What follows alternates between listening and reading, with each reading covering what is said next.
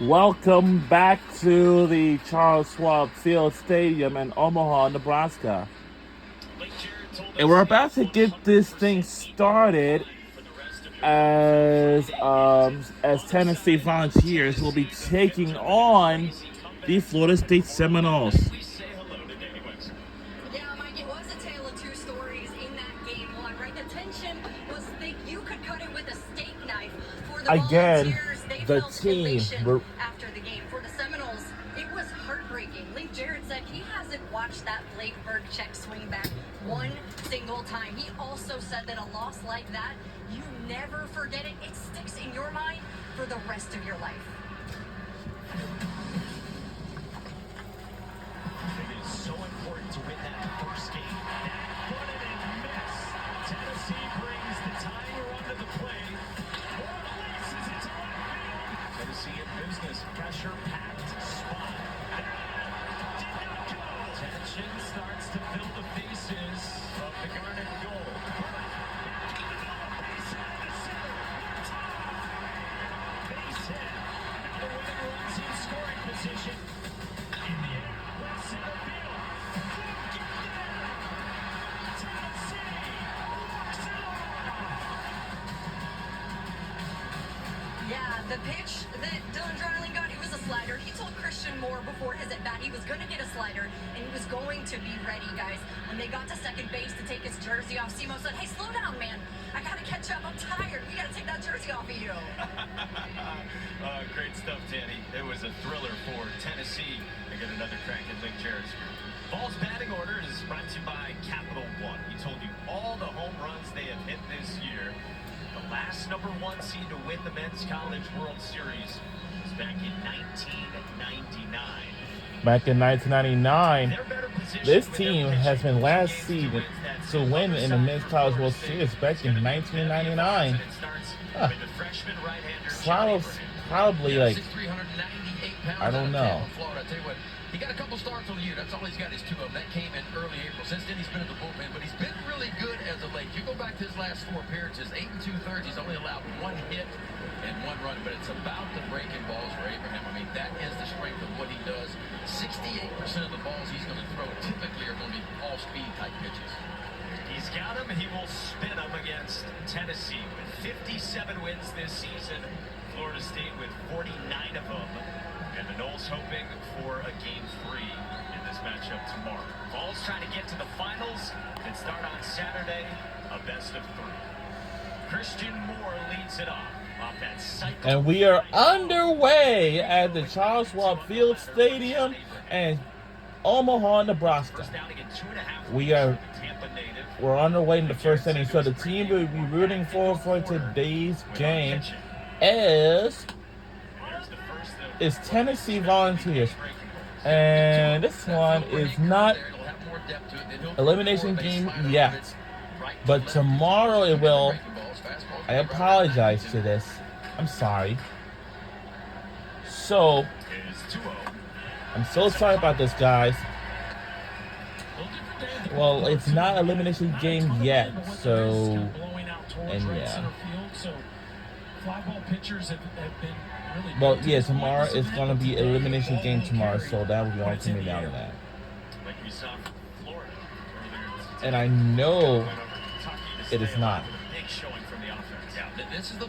But it's not. But it's not even. It's not even over yet, actually. And that's our first walk off. And we're going to the first base.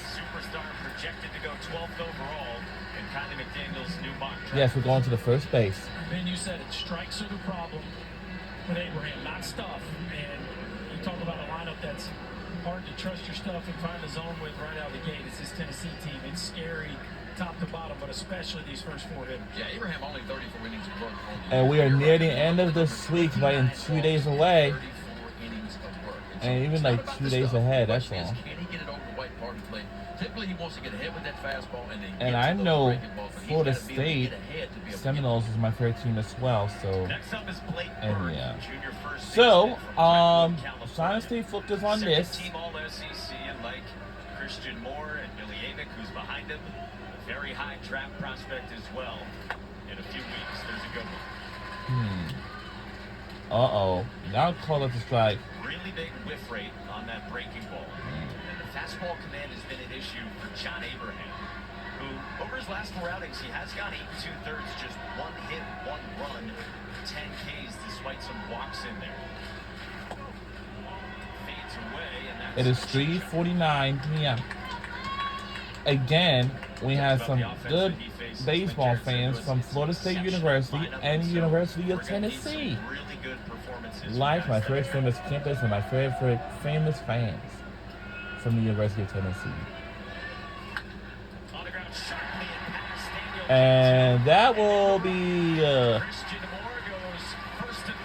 and we are now at the third base. We at the third base, I think. This is interesting from Cantu. Like, this ball was not hit that much in the hole. Watch Cantu at first. He just stays on the line. Wow. And that ball is what I would call. Yeah, I think we're at the third base, actually. Look at Cantu, man. I mean, that's like something you see usually late in the ball game of just taking away no doubles. But for whatever reason, Florida State's report there. I think we're going to have a good energy today. If we win this game and win tomorrow again, then that means we're going to be going to the championship finals or something like that, but it depends. Because I don't know. And then once we clinch to the championship series, and that will be all coming down to that. Whichever team wins it will be the national champions, and that's how we end the baseball season right there. Clemson transfer from Beachburg, South Carolina. Came in with big expectations this year. Connor McDaniel's got him top 20 on his MLB draft board. A couple of hits Friday against Florida State and a couple walks in this event as well. 2-0. They're getting hot. Florida State. This is a very nervy start here for John Abraham. We certainly can understand the guy actually had 2 starts on the season coming in and asked to face this Tennessee lineup. It's pretty shaky here at it. This is a big ass. Larger lead. Earlier today, when Florida was faced against Kentucky,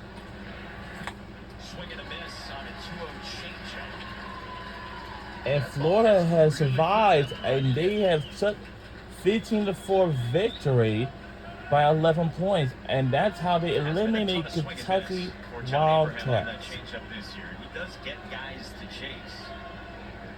Well, he trusted it right on right 2-0. The freshman deals on the ground at third. Cam Smith, the slight bobble, and it's just 1 and a run scores. Christian Moore comes in from third, and it's 1-0 Tennessee. And we have scored first. Wow. Cam Smith here. This could have been a 5-4-3 double play, but a little bit of the bobble and transition for Cam Smith over at third base. Ball was hit hard enough right here, but watch this. Into the glove. See, I got him almost on the left side of his glove. Able to recover. That allows him only to get the runner at second base. It seemed like this is a gorgeous day for a baseball game. And yeah. Dylan Dreiling, first team all SEC left fielder from Kansas. Danny told you was the hero on Friday. Had a huge game in that one. He's 5 for 8 here overall with 3 RBIs plus a couple of walks. Tony Vitello went out and kissed Dylan Dreiling's bat after the walk-off on Friday. Yeah, if I remember correctly, Tennessee had 4 consecutive hits with 2 outs. Of course, Dylan Dreiling. The ball hit out in the left center field gap to walk it off. And 3 of those. It's probably going to be whatever I do. Everyone who's a fan of these 2 teams knows very well. Actually, for the remainder of. Abraham continues to fall behind. His 15th pitch of the inning sails up and away, and that leash is getting shorter. They were deciding between one of 2 freshmen to start. John Abraham. It is 3:54 p.m. And Jared told us this morning one of those guys is going to have to get us out of the gates. But right away they got 2 veterans, Charles and Brennan Oxford, up throwing. But for over there in Omaha, Nebraska, don't know. We saw the ball that Burke hit past him. He's doing the same thing for Dryland. So clearly that wasn't Cantu just not getting off. Like, that's their plan, is to guard that line and try to keep it out of the corner. That surprises me early in a ball game, because that's such a low percentage of the ball going right down the line. And statistically, the ball's going to go in that corner way more than it's going right down the first baseline. And late in the game, obviously, you're going to give up the single to try to take away the ball in the corner. But early in the game, it just feels like I don't know, tactically, I would love to hear the explanation for that. 17 pitches in after the walk with 2 aboard. Michael Posey comes out for a visit as Charles and Oxford continue to throw. If you're just tuning into this and you're wondering about the services of Jamie Arnold, the superstar #1 starting pitcher for Florida State, obviously not the choice that they started. He started Friday in the first meeting between these teams. And talking to Link Jarrett this morning, it did sound like it's possible, maybe, in a late game scenario that he could come on in relief. But he's not the choice to go, and not a guarantee we would see him even at all today. Yeah, you'd be short resting him, you know. I mean, typically guys pitch every 6th day, every 7th day. And so he's had 4 days off. Now, I thought there was a chance maybe he would start and maybe give you 60 pitches, 70 pitches and get him out of there. But that's one of those things where you got to talk to the player, you got to talk to mom and dad, you got to talk to the agent to make sure it's okay to do those kinds of things and really short rest the guy. And to me, once he doesn't start, you probably won't see him. Yeah. Just hold him for the potential of a rematch tomorrow. Florida State's got to win to get that, though. And Tennessee has the lead and threatening more with 2 on it. Yeah, I think we gotta win this game to, you know. Typically, Hunter Ensley. He's DHing here. Crashed into the wall, of course, on Sunday. Left that game early. And he pulls one into left field, and that's a base hit toward the line. Amick scores, and Hunter And we scored, and we are 2-0 lead. So 75% of the year with a runner in We on a good roll today. I think we got fill up the energy. 5%. Hunter Ensley certainly had that report going up there hunting Wow. something soft. And he certainly got it right there. The veteran center fielder who's used to playing center field DH a day gets a slider sitting in the middle of home plate. Gets a little towards the end, but a nice job staying through it. And another run scores for the Vols. A nice job there. Veteran at bat, going up there hunting the first pitch off speed. I mean, we talk a lot about this team's home run total, and we should. But, I mean, they can hit, too. I mean, the team batting average is 311. Well, there's polish there, right? The plan is, hey, guys, in run-scoring situations, it's heavy breaking ball. Go up there and hump one. Even if he throws you a fastball, it's probably for show.